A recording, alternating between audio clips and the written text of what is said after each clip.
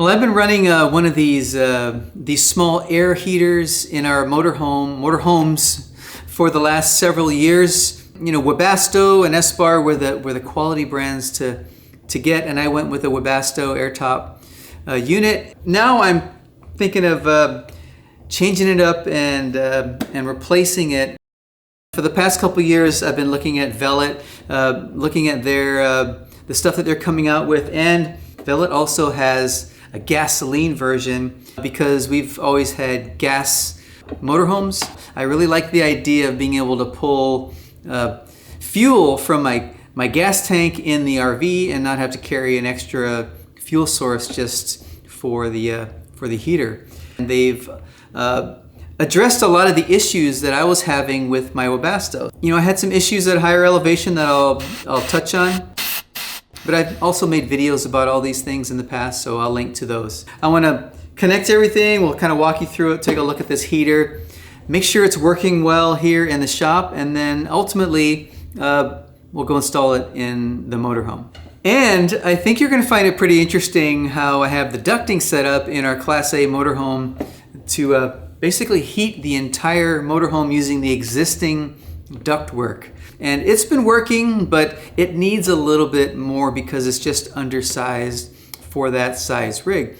This is actually a 14,000 BTU unit where the Webasto I have is a 7,000. So that's BTUs per hour. As far as I know, VELIT is the only one that's making this gasoline model that I've been able to find. Let me know if you know of another one. So I'm hoping that this gives me more heating for my larger space.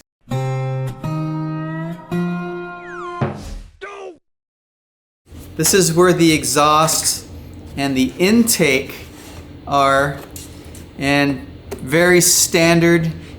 The combustion intake here, you know, brings in air here to keep the combustion going, and this is the exhaust output here, and this is the fuel line. Now, pretty standard layout, and I'll show you. This is the bracket, the base plate that comes with this one. So I believe it lines up just like that, you know, perfectly. And we even got all the mounting holes here. There's 4 of them, and those line up perfectly. So if I take the mounting plate from my old Webasto that I'm not currently using, here it is. This is the ugly side, but pretty standard layout.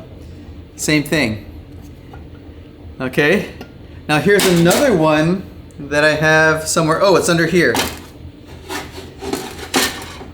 Slightly different, bigger base plate. So these are all different but the same. So if we look at how this lays out, you know, we've got all the openings here and all of our mounting holes line up. When you see how I have it mounted in the motorhome right now, I'm using an L-shaped bracket that also has the same hole pattern here. So, and it's a aftermarket component as well. So I have links to all this stuff on my Amazon shop. I have one all about stuff that I've needed and extra parts that I've gotten for these diesel heaters. So I'll make sure I link to that in case you're looking for spare parts.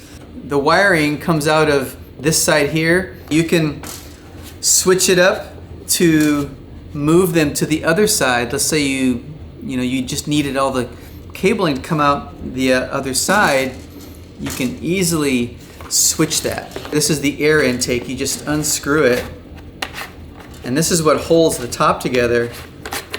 Once you unscrew that, you can just lift this off, and there's the heater.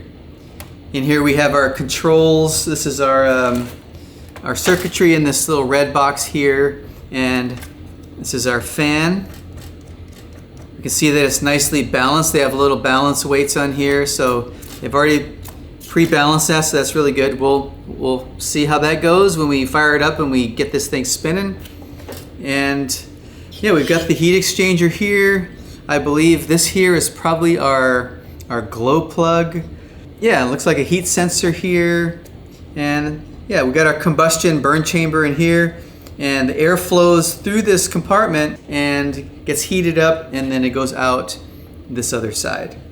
All right, well, it has this little sealing gasket here, so it's made to fit right over the intake and exhaust and fuel line. Just perfectly seals it up, probably quiets it down a little bit too. And we've got our base plate that it comes with. And what I would recommend is that you have some kind of gasket or sealing thing over here, especially if you're mounting it to the floor of a vehicle. You just want it nicely sealed up just to prevent any chance of any exhaust coming back into your living space if you have this mounted inside. If you look at the one that I have here, you know, it's got this rubber seal here. Now this looks like it's something I actually added. It just creates an extra seal between the base plate and your flooring. Now it comes with a couple of different types of bolts here to secure this base plate to the heater. I think the one that you're supposed to use is this one for this setup here. You can see it's got two sides, two threaded sides to it. So you have a short side and it's got this little thing in the middle like a spacer, and then a longer side.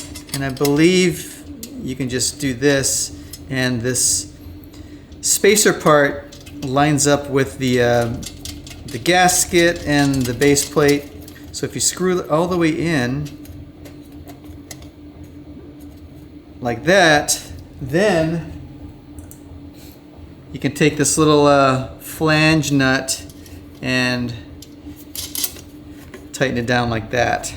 They also have these other ones which are just your standard, it's just a standard M6 bolt with the flange on the end here, like that. So you could use that too, I guess, if you had a thicker base plate of some sort. So this also works if you just tighten it all the way down, and just like that. All right, here in the bottom, the first thing I'm going to do is connect this little connector. This is just a rubber piece of hose. So this is used to connect these fuel fittings to the fuel line that's going to go in the other side. So it's going to be like this. I could try to stretch it over here. What I found works a little bit better is to actually take a heat gun and heat this up a little bit, and it should slide on a little bit better. So I'm going to go ahead and heat that up. That should get over there a little better. There we go. I can just twist it on. I'm going to push it all the way down to the bottom like that. So we got our hose clamp.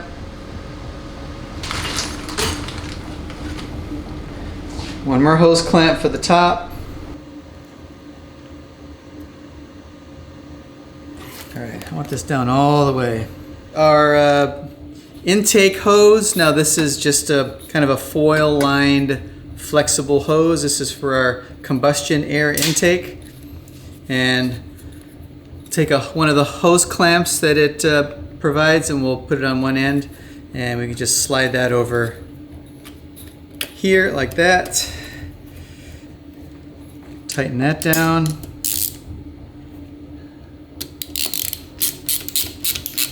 Okay, that's good.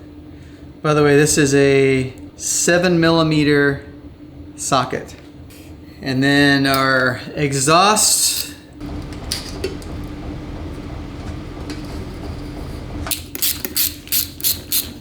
So that's how that goes. All right, I'm gonna pull the intake, the combustion intake, through this little hole that's in this magnet, this little welding magnet. It's gonna come in very handy. I can just push it through there. Gosh, it fits perfectly. And then I can put the air filter on the end that goes on the end of the air intake. Just like that. Threads right into that hose. So there you go. To get fuel back from this gas tank here, I'm going to use this standpipe that they provided. Now, This is not going to be required if you have a quick connect on your gas tank for an auxiliary fuel line. The cool thing is they did provide a couple of these quick connect connectors so that you would just connect the fuel line to this here. And I'm not sure what model of vehicle these are, or chassis these are for, but I'm gonna guess that one of them is probably for a ProMaster, one of them's probably for a Sprinter. So pretty cool. You wouldn't have to go pick these up separately. Yeah, they're already included. I don't need those because I'm just gonna tap right into the fuel source going to the generator on my motorhome. So to connect it to this gas tank though, for now, I'm gonna use the standpipe and just gonna bend it like this. You would probably cut it if you needed to, so I'm just gonna insert it here. Just kind of have it sit right there. So that's my fuel line. I'm gonna set this down below, but yeah, so it basically goes through here, down through the fuel filter, and then up to the fuel pump, and then out from there to the heater. Now this rubber piece here is just a nice bushing just to keep it separated from any mounting surface, because that pumping noise that you'll hear is like dunk, dunk, dunk, dunk. If it's attached to your frame or any solid surface, it's gonna reverberate through your rig. So this is a nice way to basically separate it from that, and it should silence it so you don't get bothered by it. All right, set this down here. Okay, now I'm going to connect the power plug that goes to the fuel pump, and this is going to power the fuel pump. Now, one thing that they did, and I already connected one of these wires, they separated the pins here from the connector, and I think the reason for that is in case you needed to run this wire through a bulkhead or something like that, that you didn't have to drill a big fat hole for this plug. Now, I already went ahead and inserted one of these pins, and I tried, I couldn't get it out. So once you have it in there, it's in there. So I'm gonna go ahead and just insert the other one, and it's a nice little weather or waterproof, I think, plug. It's got a little seal on it. Just gonna push it in till it clicks. I heard it click. So here's what it looks on the inside. And now they're nice and tight. And I don't see that there's a polarity issue here. Like, they're not labeled. The wires don't have like different coloring for positive or negative. So I'm just gonna go ahead and just put them in either side. And then there's this little locking tab that goes over the back when you're done. So this plug is ready to go. Okay, there you go. Push down. Okay, now it's locked on there. Good to go. All right, this other plug here that looks like that, this is for the control display unit. Looks like it has a piece of plastic over it right now. But we'll go ahead and get that connected, line it up. There you go. Click right in place. So to connect it to our 12 volt, it comes with these this positive and negative wire. Looks like, I don't know, looks like maybe a 12 gauge or so. But it's already pre-wired with these little miniature lugs here. I suppose if you were connecting it to a little fuse block or something that had these, you want to keep these, but I'm not going to use them, so I'm going to go ahead and remove them. Just going to cut these off like that. Then I'll strip some wire off. Okay. And I already have a power source connected. It's just not on. I'll hook it up to the positive side here with my little Wago nuts. Okay, so that's my positive. And my negative. And we're done. All I have to do now is is turn on the power and we'll see what happens. I don't, yeah, let's go ahead and hook up this, this outlet here real quick. That goes on there like that. There's a clamp that comes with this to go over this here, but I'm not gonna put it on yet. Just gonna leave it off. We'll extend that a little bit. Oh, all right.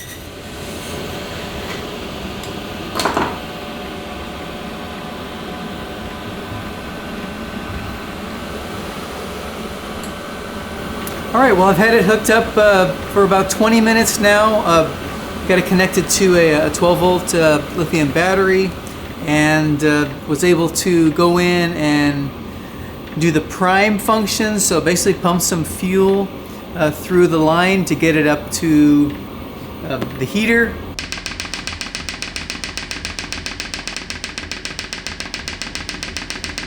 Was able to start it up, and yeah, it took a few minutes to kind of get warmed up.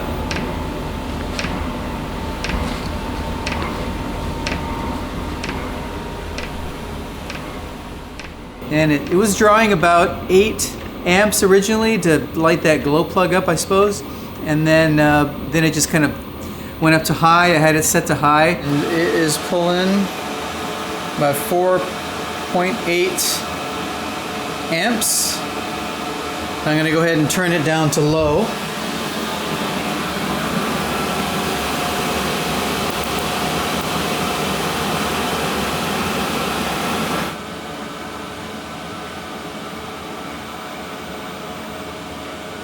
Okay, that looks like it's it. A 1.4 amps is all when it's on low. Pretty cool to the touch here on the top. A little warm on the front. Everywhere else it's pretty cool. Now when it's on high, I measured it, and the temperature of the air coming out this end is about 160 degrees or so, so that's really good. And the air flow is really good, so when it's on high it's really blowing pretty well. So I'm thinking it's gonna work out pretty good in the RV. Yeah, I'm just gonna let this run, burn it in a little bit, and just kind of verify everything's good before I move on.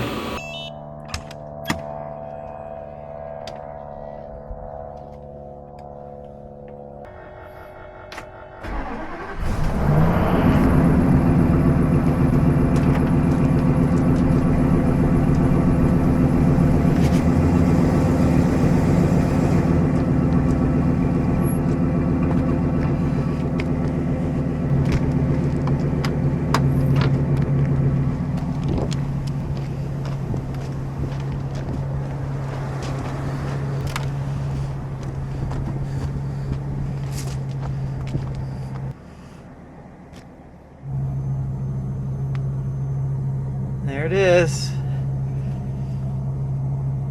All right, well, I got the old Webasto heater here removed, and I'm about to install the new one, but I just want to kind of share with you what my game plan is here going in, because it's just really tough underneath there. So you can see how much smaller. This is the original Webasto STC 2000, and this is the new VELIT heater. It's quite a bit smaller. This one's quite a bit larger. So the bracket that I'm using is this L-shaped one that I mentioned earlier, and I have it mounted to this. I have some T-track tracking that I have installed on the inside of my end cap on the end of the RV, and this bracket here that I got is mounted to that. But the nice thing about this is that it has 2 mounting options. So right now I have it mounted this way because it's smaller, and you can see the hole pattern, everything fits just like I mentioned before, and it's actually mounted to the back this way. Check it out. It's really dirty. Whoop, there it is. Webasto Airtop 2000 STC. All right. So what I'm going to have to do for the VELIT heater is to take the bracket and rotate it. I'm going to mount it this way. So you can see that just with this aftermarket, you know, all the mounting holes line up just right, and we're going to be good to go. So I'm going to secure it down here to this bracket, and then we'll have some 1/4-20 bolts coming through here on this side that are going to mount it to the tracking. All right, there we go. So it's a little bit tight in here, but I wanted to just give you a look at this T-track that I have mounted to the back end cap of the RV here. I've already got the fuel pump mounted up here at a slight angle. I've got it connected already to the fuel line, and I'm gonna mount the bracket for the heater with the heater on it to these mounting points here. It's gonna be a little bit tight getting those bolts in there, but that's the next step. And then once I've got that, then it's just a matter of connecting the ducting and the rest of the fuel line here to the heater. So I'm not going to be able to film a lot of this, I think, but I just wanted to give you an idea of what we're doing. All right, well, it's the following day. It got dark and cold last night. I did what I could in the dark, but I was able to wrap it up this morning, get everything installed and connected. So let me show you where we're at. All right, so here's the heater and the bracket mounted to the T-track here on the wall.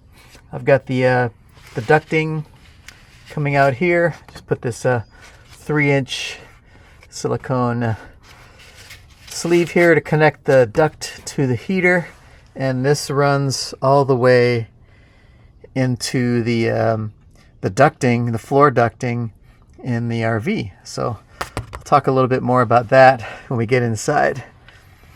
But yeah, just like in the shop, we got our exhaust hooked up. I went ahead and connected the muffler here and a small little pipe that goes out the back. Now, since the fuel line here was just hanging around here and near the exhaust and wrapping around, I put some wire loom around it just to protect it. And everything else, yeah, there's the intake, the air intake for the combustion. Just kind of goes up here, and it's back here. Hard to see. There it is. Right here. Just sitting behind the spare tire. And you can see back here, there's the fuel pump. We already saw that. And all the wiring here that goes down that way. I got a lot of tidying up to do for the wiring, but I'll do that later. We're underneath the generator on the rear of the motorhome on the other side, and I want to show you where the fuel line is actually connected. So what I'm doing is I'm tapping into the fuel line for the generator, which runs back here, and I inserted this little T here. It's basically tap off of that, and then the fuel line for the gasoline heater goes up through here. So as you can see, I have a little valve so I can shut it off if I need to. And then up here, there's a little 90-degree elbow right there. So from this point back, it's using the smaller fuel line, and it just basically is fed through here all the way back to where the heater is. So in the back of the RV here is where the LP heater is. Normally this is all sealed up because it's sort of airtight. You know, it's pulling air through here, and got all that stuff removed because this is where I'm tapping into the 12-volt power, and I'm also running some wires through here.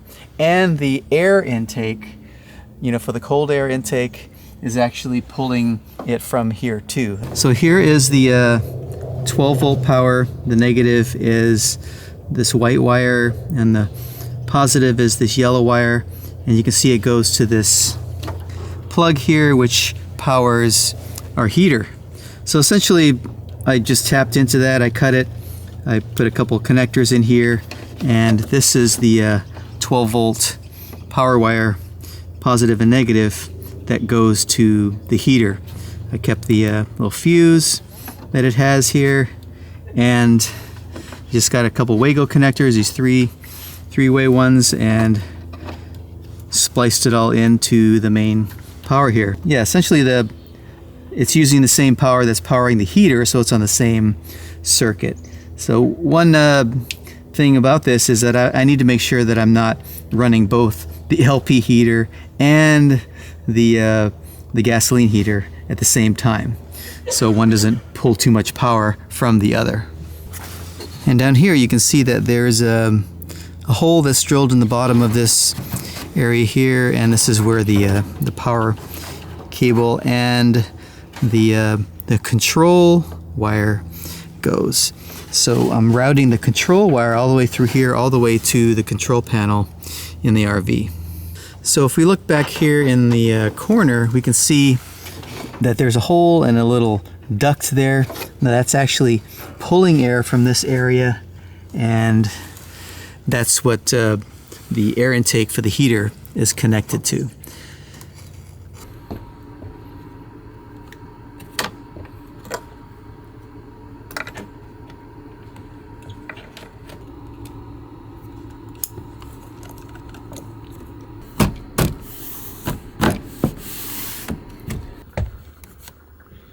Well, you might be wondering, why have this second gasoline heater when I already have an LP heater? That's a good question. There's a few reasons for that. For us, the way that we travel in an RV, we're rarely on any kind of hookups. So we're not hooking up to big electrical shore power where we can run space heaters or other hydroelectrical things. We're running off our batteries all the time, and the gasoline heater is actually proven to be really efficient. We can just run it all the time. We don't necessarily want to do that with the LP heater because it drains our propane level down too quickly, and a lot of the places where we go, propane's really hard to come by. So we're always filling up our gas, and we have a 75-gallon gas tank, and it's nice to be able to just keep this constant temperature running this small gasoline heater. And it's very efficient, it hardly uses any gas, and we can just maintain our temperature in the motorhome at a steady rate, which is another reason, because you can keep your temperature more regulated once you heat up all the surfaces and basically thermal mass. Once your walls and your countertop and your floor and everything starts to heat up to room temperature, it helps maintain the heat and temperature in that space. And the way I have it set up is it's tied into the existing ductwork here in the motorhome, and when the LP heater is not running, the gasoline heater uses that same ductwork. Now it was a bit of a challenge to get that done, but I decided to address that when I was installing this 12 volt air conditioner in the basement space down below, and I had to take out a whole bunch of equipment. I cut a hole in there, in the very back. It's very challenging, but I was able to get some ducting there with a little L-shaped thing and basically inject it into the same ductwork where the LP heater was blowing. It's a very wide duct, so it's not getting that rush of air that you would get because of the 3-inch outlet of the heater. So it's blowing air in there. It's just kind of gradually rising in through here, and you can feel it, but it's not this rush of air, which also means it's very quiet. If we're in a situation where we want to bring it up like 20 degrees or so, we can use the LP heater because it's got a bigger blower in there, and it's going to warm the place up a lot quicker. And then once we kind of get close to our desired temperature, Then I'll switch to the gasoline heater and use it to maintain that temperature, and it'll do that for just indefinitely until you switch it off. Now I also redid this whole panel layout when I did our air conditioner build, just to reorganize it because I needed a spot for our new AC controls. Now this used to be the Webasto one, so I made a new little faceplate for the VELIT, and it's right here. It's nicely accessible, and it's nice to be able to actually control it using the mobile app. Once you download and open the app, you just select the heater. It should pop up if you have your Bluetooth enabled, and then you just click it, and then you have your basic controls available on your mobile device. So it's really nice having that. Well, so far everything's been working the way it's supposed to. You know, we haven't been running it long, probably just a couple of days, but everything seems to be working as advertised. But my favorite features of this, which have been a really nice upgrade from our previous heater, are first of all, I like the automatic altitude adjustment. So being able to automatically change that fuel mix when we're at different elevations is really nice, because I don't have to worry about it, you know, if we're going over a pass or camping at higher elevations. I really like being able to quickly switch between this thermostat mode to just maintain a specific temperature, or switch to a manual mode. Say if I want to just be on max or high, I can just set that, you know, right off the bat, and I could just dial it between this setting of 1 and 5. I really like that. Or I can just easily switch to a specific temperature and set that, and then it'll automatically switch to this thermostat mode. So that's really cool. So another thing to point out is that there's a lot of other setting screens here on the heater, but they're not accessible while the heater is actually running or heating. So you have to go through those screens and set those things up and change things while the heater's off. So while it's running, you can only get to the temperature settings or the manual setting. And that also includes the scheduling feature on here. So that's basically setting the heater to turn on and turn off at specific times. You have to make sure the heater is off when you make those settings. But that's a nice thing to have. I haven't really used that yet, but I might. The other thing that was unexpected is this carbon monoxide sensor that's built into this. I played around with it a little bit.